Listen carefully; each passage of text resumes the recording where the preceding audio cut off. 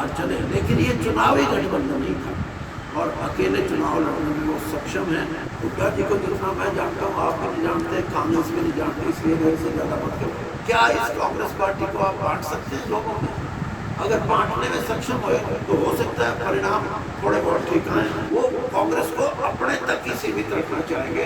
हरियाणा में 2024 के चुनाव को लेकर सरगर्मियां लगातार तेज होती जा रही है। सभी पार्टियों ने जनता के बीच पहुंचकर अपनी पार्टी की उपलब्धियां गिनवाना शुरू कर दिया है। वहीं इस कड़ी में सोनीपत के अग्रसेन भवन में पूर्व केंद्रीय मंत्री वीरेंद्र सिंह पहुंचे। यहां उन्होंने कार्यकर्ताओं को संबोधित करते हुए 2 अक्टूबर को चीन में होने जा रहे सम्मेलन का न्योता दिया और बाद में पत्रकारों से बातचीत में वीरेंद्र सिंह ने कहा कि 2 अक्टूबर को सम्मेलन में प्रदेश की जनता की भलाई के लिए कई महत्वपूर्ण बातें रखी जाएगी और जो पार्टी उन बातों पर अमल करेगी उसका स्वागत किया जाएगा। साथ ही उन्होंने गठबंधन पर बोलते हुए कहा कि बीजेपी सबसे बड़ी पार्टी है जो हर समय एक्शन में रहती है। पार्टी रैलियों से लेकर पन्ना सम्मेलन तक बीजेपी चुनावी मोड में है और अब हरियाणा में बीजेपी को किसी बैसाखी की जरूरत नहीं है।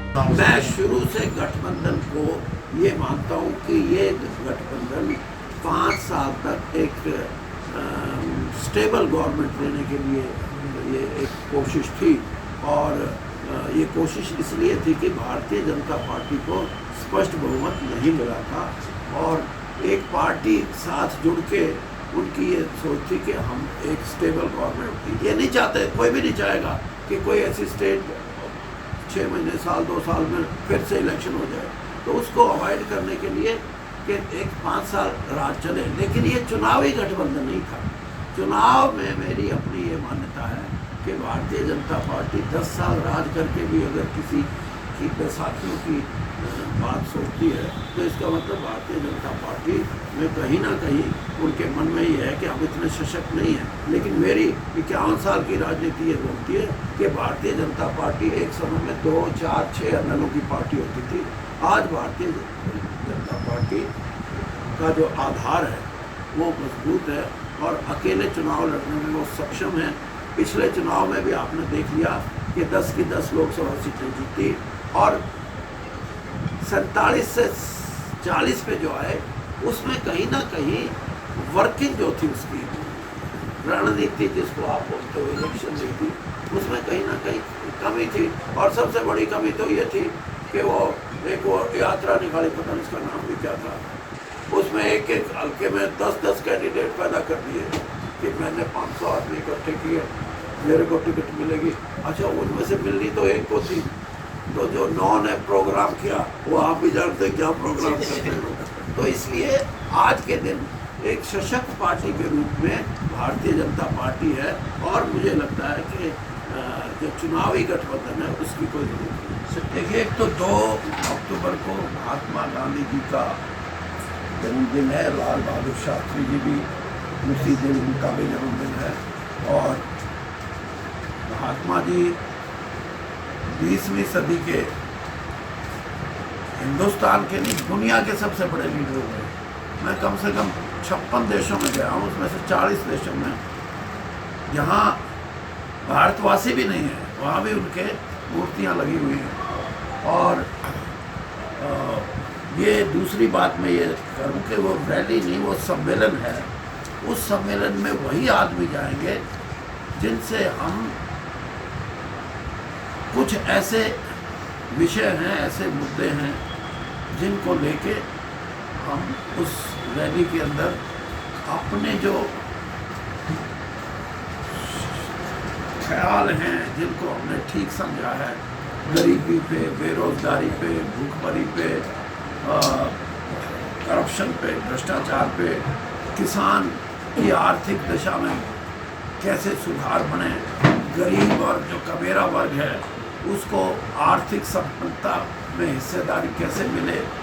और जो 2 बड़े इशू हैं हरियाणा की राजनीति में क्या व्यवस्था में, वो एक तो स्वास्थ्य की सेवाएं जो शहरों तक सीमित हो जाती हैं, पीएचसी और सीएचसी की भूमिका में जो कमियां हैं, और इसी तरह शिक्षा का जो स्तर है वो भी गांव के अंदर जो शिक्षा पाने वाले बच्चे हैं उनकी वो शिक्षा में वो स्टैंडर्ड या वो उसका मापदंड नहीं बनता जो हर एक बच्चे का बनना चाहिए।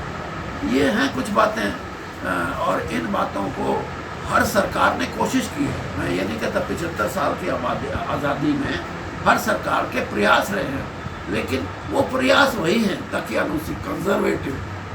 अब उनमें कोई नई सोच पैदा करने की बात है, और नई सोच पैदा करने में जो राजनीतिक दल हैं वो अपनी वोटों से हटके, अब जैसे मैं ये कहता हूँ कि आप ओल्ड एज पेंशन की बात करते हैं। ओल्ड एज पेंशन एक बड़े आदमी को सम्मान की दृष्टि से दी जाती है, ना कि उसको ये आंक के कि कितना गरीब है या क्या है। लेकिन उसको आप चुनावी मुद्दा बना के जब मैदान में उतरते हो कि इन्होंने 2000 दी, मैं 4 दूंगा, दूसरा कह मैं 5 दूंगा, तीसरा कह मैं 6 दूंगा, और जिसने कभी राजपाट में शायद हिस्सेदारी ना मिले वो कहता है कि मेरे को दो, मैं 10,000 दूंगा।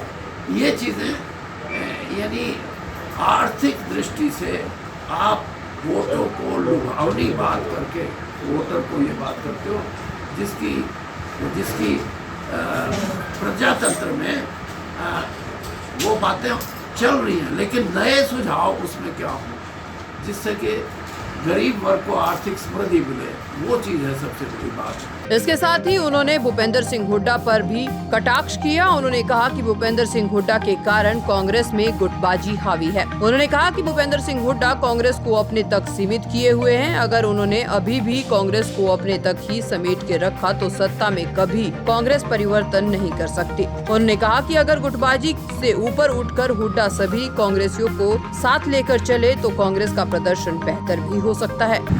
ये देखिए, बात ये है कि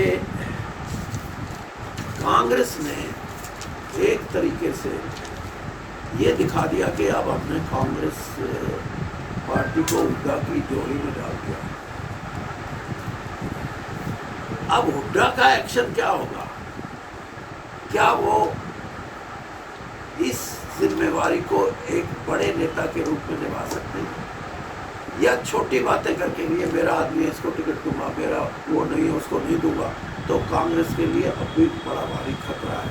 हाँ, कोई बड़े मन से कोई काम करे तो हो सकता है परिणाम ठीक हो, लेकिन हुड्डा जी को जितना मैं जानता हूँ आप भी नहीं जानते, कांग्रेस भी नहीं जानती, इसलिए मेरे से ज़्यादा मत करो। परिवर्तन अगर वो मानते हैं इस परिवर्तन को, तो परिवर्तन पे सोचें कि आप कांग्रेस पार्टी आपने अपने पास रखी हुई है, क्या इस कांग्रेस पार्टी को आप बांट सकते हैं लोगों में? अगर बांटने में सक्षम हुए तो हो सकता है परिणाम थोड़े बहुत ठीक आए, और अगर नहीं बांटने में सक्षम, जो कि वो नहीं है, वो कांग्रेस को अपने तक ही सीमित रखना चाहेंगे, तो कांग्रेस की हालत वो नहीं हो सकती जो आप कह रही है कि परिवर्तन। परिवर्तन किस बात का है? परिवर्तन लोगों का परिवर्तन नहीं, पार्टी के एटीट्यूड क्या है, पार्टी के लीडर का एटीट्यूड क्या है, ये चीज़ें हमेशा काम करती हैं किसी भी चेंज के लिए। और इस एटीट्यूड पे मेरा अपना ये मानना है कि मैंने आपको इशारों में बता भी दिया, अब ना समझो तो मैं क्या सर। मित्र की बात नहीं समझे आप? समझ गए क्या? अब लिख दियो, इतनी तो आप भी सोचो ना कि हमने क्या लिखना है। वो कह रहे वो भी मेरा मित्र, वो भी मेरा मित्र। तो भाई कांग्रेस पार्टी को इन बातों को सोचना चाहिए कि कांग्रेस पार्टी बीजेपी से लड़ाई लड़ रही है, और बीजेपी आज वो पार्टी नहीं है जो आज से 10 साल पहले थी। बीजेपी एक सशक्त पार्टी, सक्षम पार्टी, और बीजेपी चुनाव जो लड़ेगी वो जीतने के लिए लड़ेगी। कोई ये ना समझे कि कोई किसी से अंडरस्टैंडिंग करके चलो हमारी 30 सीट आती है तो 15-13 आ जाए, तो ये नहीं है। बीजेपी चुनाव लड़ेगी जीत के लिए, और इस जीत को हासिल करने के लिए वो ज़्यादा सशक्त है और ज़्यादा उनकी कैपेसिटी है, मतलब जो उन पे हथियार ज़्यादा है। दैनिक सवेरा के लिए सोनीपत से संजीव घंगस की रिपोर्ट।